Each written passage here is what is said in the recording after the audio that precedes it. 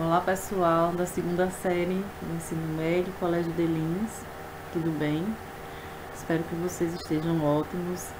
Bom retorno às nossas aulas online, agora com as novas ferramentas, que nós vamos usar. E o tema da aula de hoje é o humanismo renascentista e a política moderna. Na verdade, dois temas relacionados, tá? Então vamos aos nossos estudos. Para começar, queria que vocês observassem bem essa imagem, tá? Além do texto, nós temos aí uma imagem que faz referência a uma obra, certo? O nome da obra é O Jardim das Delícias Terrenas. E fiquem bem atentos ao nome, Jardim das Delícias Terrenas. Essa parte aí, terrenas, é bem importante. Daqui a pouquinho eu vou falar por quê, tá certo? Ela é do pintor Hieronymus Bosch, tá? Bosch, ele coloca essa questão terrena, né, muito bem representada também nas imagens, né? No texto aí, vocês podem acompanhar, diz o seguinte: os painéis que compõem o Jardim das Delícias Terrenas são sua mais famosa obra. Neles vemos alguns de seus elementos característicos: criaturas grotescas, pessoas horrivelmente feias e imagens macabras, muitas vezes colocadas em estranhas paisagens infernais. Um pouco assustador, né? Mas era a intenção de Bosch, né? E o próprio nome terrenos aí já dá um alerta para a gente do seguinte: ele falava sobre a mudança de perspectiva do homem medieval, que era mais religioso, para um homem mais terreno, né, para um ser humano mais voltado para as preocupações propriamente humanas. Daí o nome humanismo também, tá? Que é o título do nosso capítulo, certo? E aqui temos dizendo o seguinte: nos últimos anos, a obra de Bosch tem sido objeto de estudo de inúmeros críticos que buscam um sentido maior do que o aspecto meramente grotesco e estranho que os seus quadros parecem representar. Então, a gente tem, né, nessa perspectiva daí, a centralidade, né, da filosofia, né, das outras áreas do conhecimento no ser humano, certo? Para os críticos, o Jardim das Delícias Terrenas refletiria a nova forma de pensar a respeito do mundo, tá? Que o Renascimento, né, que é o período no qual esse pintor viveu, introduziu. Então, o Renascimento, né, o próprio nome dá a entender que é o resgate, o reavivamento de alguma coisa. Seria o reavivamento ou resgate de quê? De alguns valores, tá?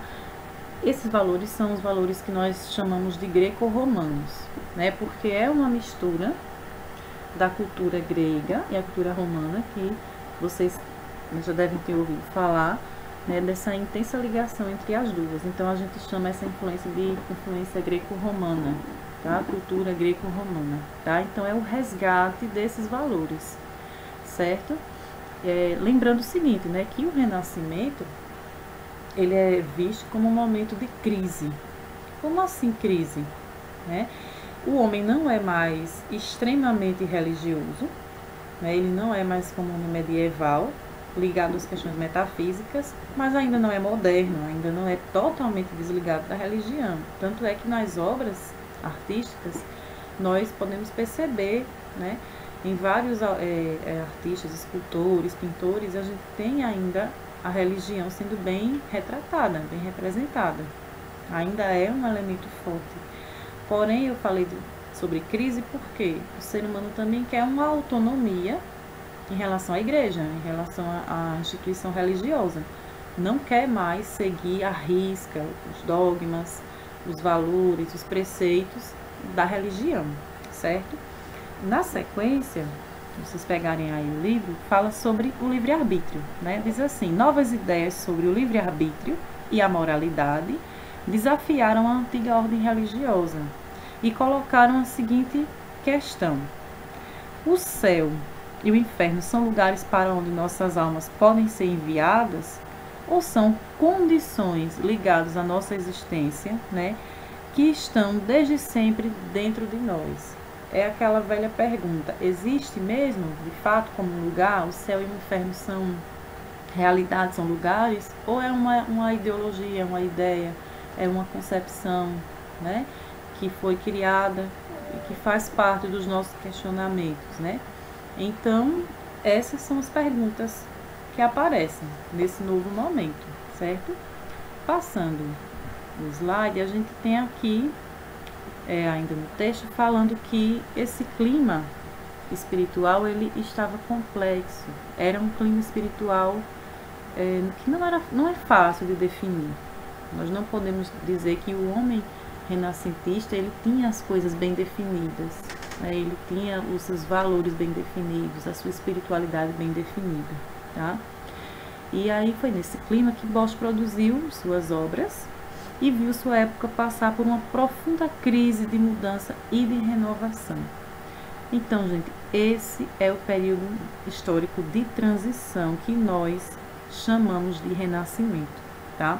Como eu disse para vocês, ainda há uma forte presença religiosa, né? Mas a gente tem também uma crescente independência intelectual e, por consequência, né, uma atitude menos obediente em relação à igreja. Então, a questão é: a fé das pessoas não é mais a fé institucional ligada à igreja. Não existe mais a obediência irrestrita aos dogmas, tá? E aqui a gente tem algumas perguntas. Você tem alguma ideia formada sobre o Renascimento? O que é que você entende por crise, por mudança, né? As duas coisas estão ligadas? Explique.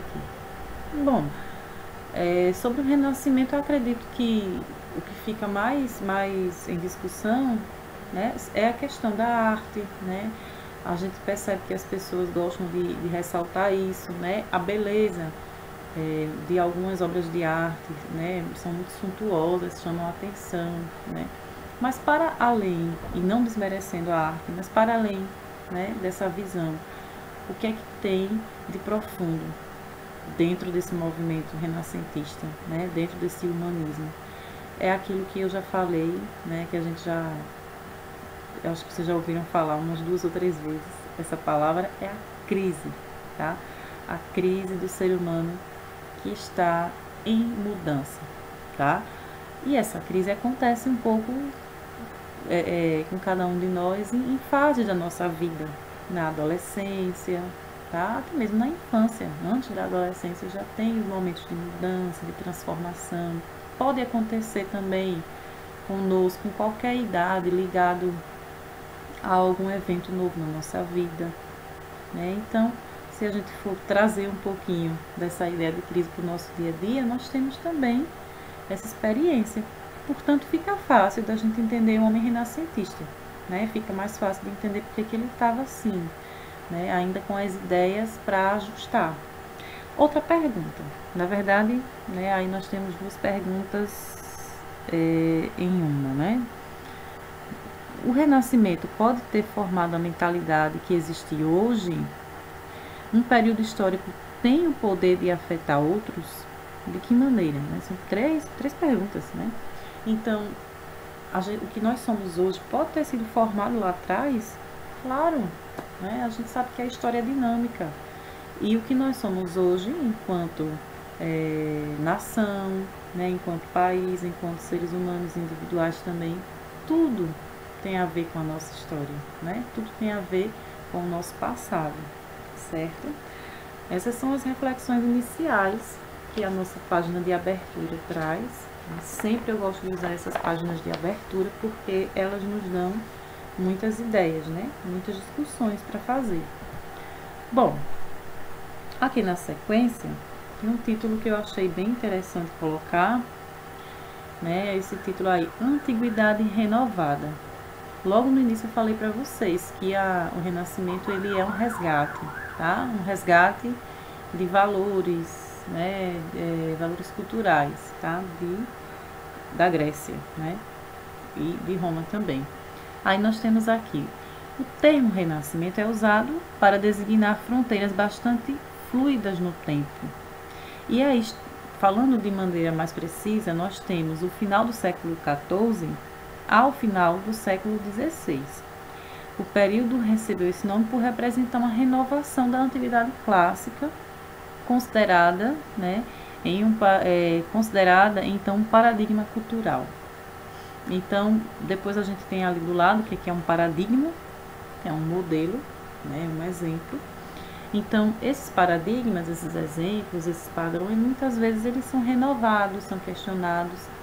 Como era o padrão anterior, antes do Renascimento, né? Era um padrão religioso ligado a questões metafísicas. E agora a gente tem uma mudança, né? Tem um resgate lá da filosofia pagã, da cultura pagã, né? Conhecida como pagã. E aqui a gente tem o seguinte, nesse sentido o Renascimento colocava, aliás, em questão a tradição herdada da Idade Média, pressupondo a saída das trevas daquele período, né, marcado pelo domínio da teologia, para o ingresso no que os renascentistas acreditavam ser a verdadeira antiguidade. Bom, aqui a gente vê a ideia que as pessoas tinham sobre a Idade Média, né, que era um período obscuro, onde não se tinha conhecimento, não se tinha estudo, né? É uma forma, às vezes, até um pouco preconceituosa, né, de compreender a Idade Média, certo? E o que é que esses pensadores eles queriam propor? Que agora existia a iluminação, né? Existiria a iluminação através da razão, certo? Bom, depois a gente tem aí a formação dos Estados Nacionais e a nova forma de pensar a política, tá ok?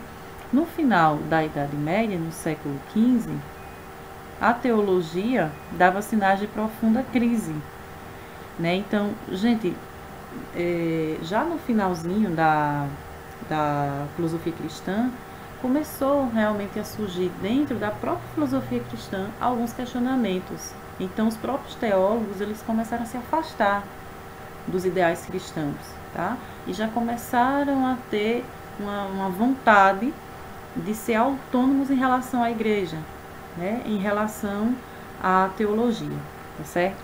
E nesse contexto, né, acaba sendo um prato cheio para quem queria renovar esses valores, para quem queria mudar esses valores. Nesse contexto, a organização política também entrou em crise.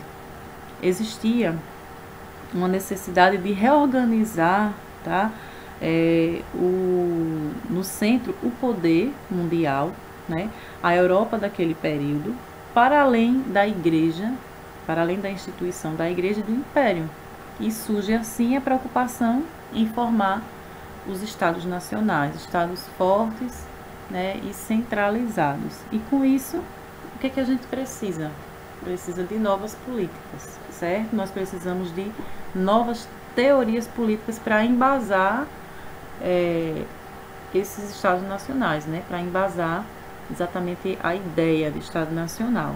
Aí surge Nicolau Maquiavel, com a sua obra O Príncipe, né, esse clássico, e também o inglês Thomas Hobbes, que é um dos filósofos que a gente chama de contratualistas, certo? Que depois a gente vai aprofundar um pouquinho do que se trata esse contratualismo. Bom, quais são as características, né, desse renascimento? A gente percebe que ainda há um apelo do misticismo, né, medieval, e ele aparece, né, em muitos momentos na Europa, na França, e ocorre também uma aversão à teologia, né? A teologia não é vista mais como a base, né, de todo conhecimento, certo? A base de todo conhecimento agora vai ser a própria filosofia, como uma substituta, tá? Então a gente tem uma concepção, né, dos renascentistas em relação à teologia, de que a teologia tinha excessos, né, excessos explicativos. A teologia ela era um pouco retórica demais, né? Então isso acabava sendo questionado, tá? Acabou sendo questionado, tá certo? Segundo os renascentistas, valia mais a pena a gente sentir do que definir as coisas. Era mais importante valorizar o sentir do que o conhecer, aquele conhecimento contemplativo. Bom, Agora a gente vai para uma parte muito importante, que é a questão da mudança do sobrenatural para o natural.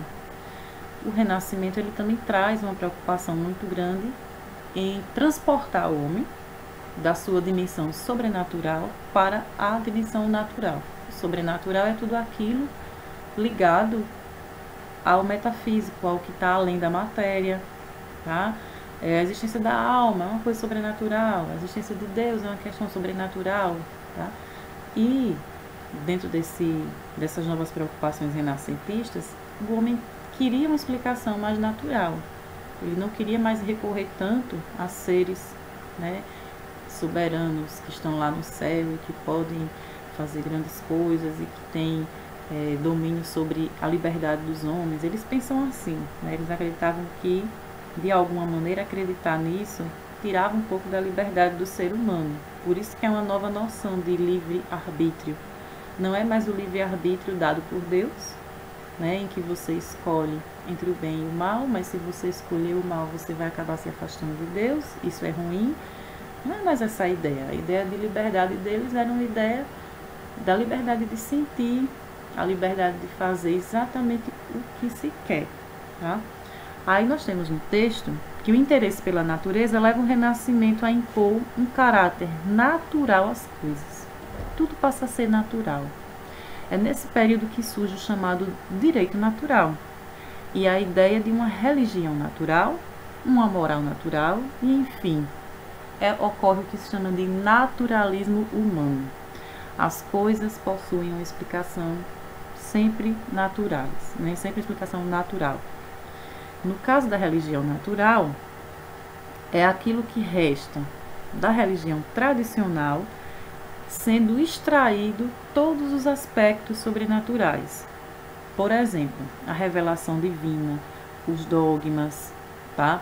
Então, assim, e a igreja? Talvez não seja tão mal, eles pensavam, né? Retratar uma imagem religiosa, não, isso é arte, é bonito, é até uma coisa interessante, mas tudo isso fica esvaziado do sentido místico, do sentido sobrenatural. Não há uma atuação metafísica sobrenatural na igreja. A gente pode entender isso, vou explicar para vocês de uma maneira mais simples. Talvez vocês já tenham entrado em alguma igreja e vocês tenham notado que algumas pessoas entram com respeito, sim, com a formalidade, porque se trata de um ambiente, né, onde se preserva certa formalidade, mas as pessoas entram no ambiente e não tem nenhum tipo de reverência, de gesto, né, não se tem uma ideia que o ambiente seja um ambiente realmente diferente, seja um ambiente sobrenatural, onde ali existe uma presença sobrenatural. Outras pessoas se comportam com um pouco mais de reverência, se ajoelham, né, fazem algum gesto, têm um pouco mais de cuidado para não falar alto, porque acham que o ambiente realmente é mais exige mais, né, um comportamento mais respeitoso. Então, dentro do período renascentista, né, tem alguns textos que falam, inclusive, que a igreja se transformou num lugar tão esvaziado do sentido espiritual que as pessoas falavam sobre diversos assuntos. Tinha gente que falava sobre romance, as pessoas às vezes levavam até mesmo alguns objetos que queriam vender, né, e colocavam ali dentro das dependências da igreja. As pessoas falavam muito alto antes do momento do início das celebrações. Então, a igreja começou a ser um lugar comum. Não que tivesse ódio, que as pessoas não tivessem mais vontade de ir, mas elas entravam ali como se fosse um ambiente comum. Como a gente às vezes está na sala da nossa casa, sem muita reverência, como se fosse um lugar diferenciado, né? E depois a gente tem aqui no texto que essa naturalização, né, da religião faz com que o ser humano ele sinta, né, por sua própria natureza, um apreço maior, né? A sua condição natural é mais valorizada. Deus passa a ser tratado muito mais como um conceito do que como uma figura divina e poderosa, assim, que a gente tem um respeito maior. Então, Deus passa a ser uma ideia, né? Uma ideia que não merece tanta reverência assim. Essa é a questão. É nesse período também que os antigos livros gregos e latinos são recuperados, né? São traduzidos e eles são republicados em toda a Europa, levando a devoção aos antigos ao extremo. Então, as pessoas passaram a ter uma visão bem extremada, né, digamos assim, do valor, da importância desses escritos, né? Depois a gente tem aí citando, né, que dentro da própria religião surge um humanismo, que a gente chama de humanismo religioso, principalmente com Tomás Moros e Erasmo de Roterdã, certo?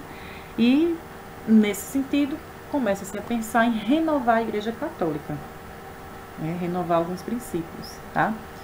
Pessoal, aqui vocês estão vendo um título engraçado, curioso, né? 2 renascimentos. Como assim 2 renascimentos? 2 ideias, né? Sobre renascimento. 2 posturas, 2 linhas filosóficas, tá? Sobre o renascimento. Existe a da filosofia renascentista, desenvolvida entre os séculos XV e XVI, que faz oposição à Idade Média, né? Que faz oposição àqueles ideais medievais e quer reestruturar, né, todo esse pensamento. E a gente tem a linha que dá continuidade à escolástica, né, que é a última fase da filosofia medieval. Então, tem aqueles que são bem contrários mesmo, assim, ao ideário da Idade Média, e tem uma linha que tenta ainda se ajustar, né, tenta não sair totalmente das questões medievais, tá certo? E o que prevalece, com certeza, é a primeira linha. Na primeira linha, destacam-se os humanistas famosos, tá? Particularmente os reunidos na Academia de Florença, principalmente em torno de Marcílio Ficino, né? E cujo objetivo é descartar a escolástica, tá? E aí, dentro desse movimento, né, dessa linha um pouco mais radical, mais contra, né, a igreja, contra os ideais escolásticos, a gente tem um conjunto enorme de pensadores, tá? Pessoal, somente com René Descartes, como está citando aqui no finalzinho, tá? O nome dele aqui bem no finalzinho dessa segunda parte, né, no século XVII, é que a gente vai ter uma formação da filosofia e da política moderna, tá certo? Bom, aqui a gente tem um tema muito importante, a gente não pode deixar de falar sobre isso, que é a questão da Revolução Copernicana. Por quê? Dentro do período renascentista, nós temos também o desenvolvimento da ciência.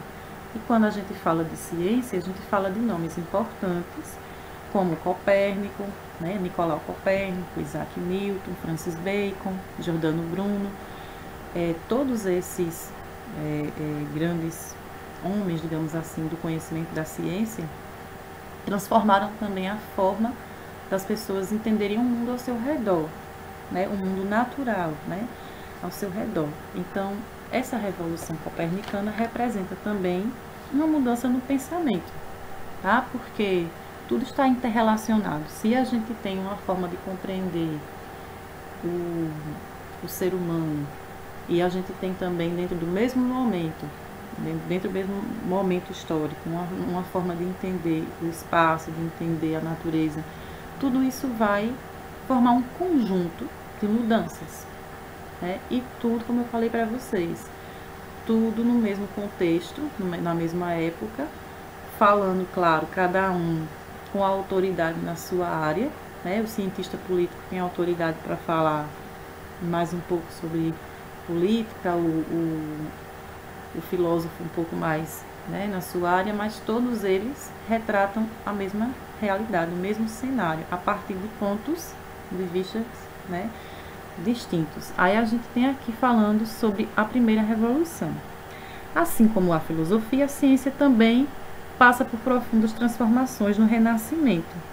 É a chamada Revolução Científica, cuja plenitude se dará no século XVII. Ela deu seus primeiros passos ainda no século XVI.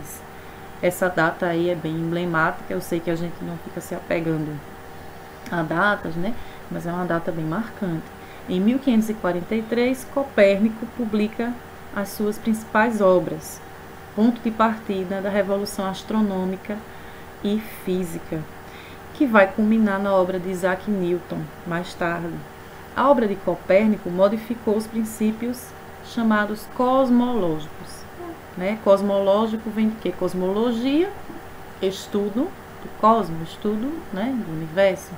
E a gente tinha o que antes? O geocentrismo, né, que compreendia que a Terra era o centro, né, do sistema solar, e compreendia também a imobilidade da Terra.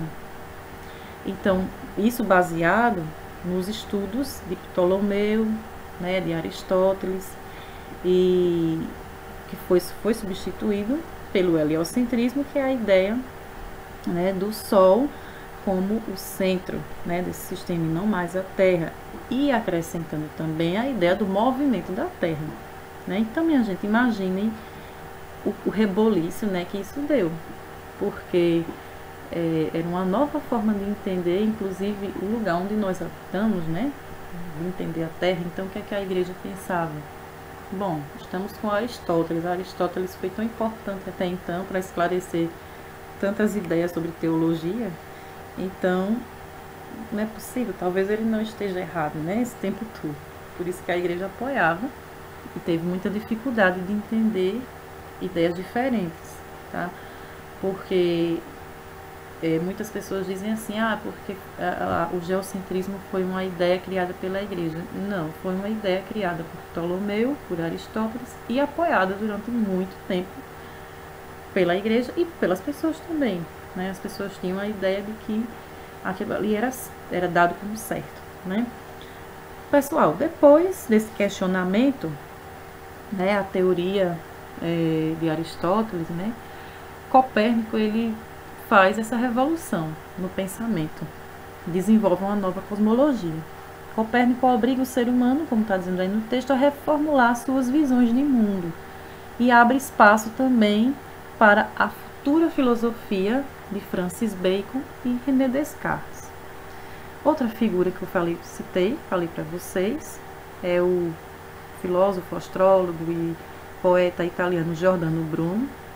Ficou famoso há alguns anos atrás aí por conta daquele rapaz lá do Acre, né, que tinha uma estátua do Giordano Bruno, tinha uns textos que faziam referência a esse filósofo e todo mundo queria saber quem era. Né? Acabou todo mundo conhecendo. Giordano Bruno também desenvolveu várias ideias, né, astronômicas nesse sentido, né, na mesma linha de pensamento de Copérnico. Não teve muita sorte, né, com as instituições da sua época, foi muito perseguido. E depois o texto cita a cosmologia também de Galileu Galilei, tá?